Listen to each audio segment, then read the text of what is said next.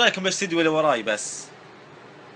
وش انت يا دود الشريان بالاستديو اللي وراي؟ شوف من فضلك مساعدات فحمات، هذا خلفية الزين. اللي يسأل عن مهيرة راحت شكله لقيت واحد أزين منه، في والله العظيم ولا بس يجنط الدمع. ذكرتنا باليابانية. رشيد السلام عليكم.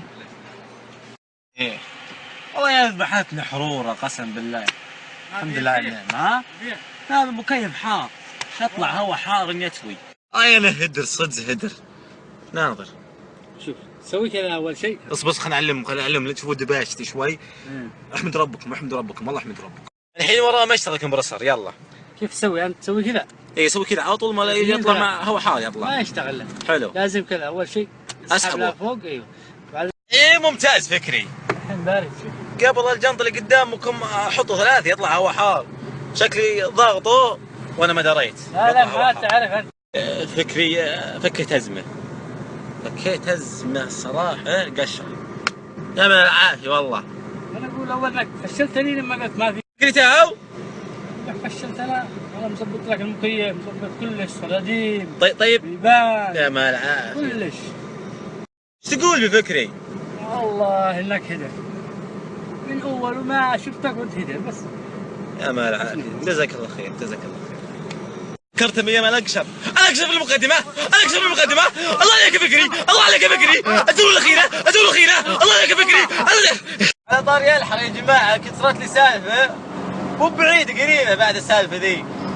موقف الصراحه محرج جدا للغايه يعني.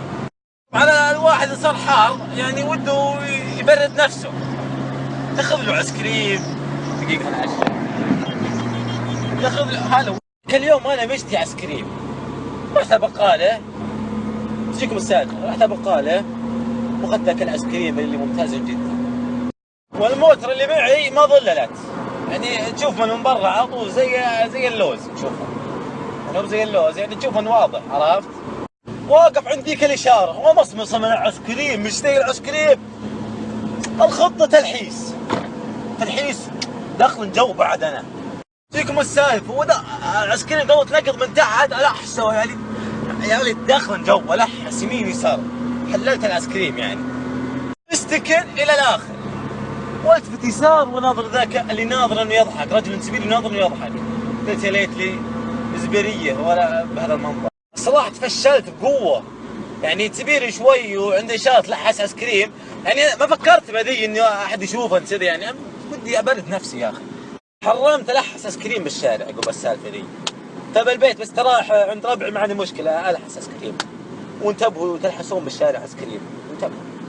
وقضت السالفه. ادري ان السالفه قبيحه وعاديه. يا والله مو بعاديه بس ودي اسولف عليكم كذا بس. سلام عليكم.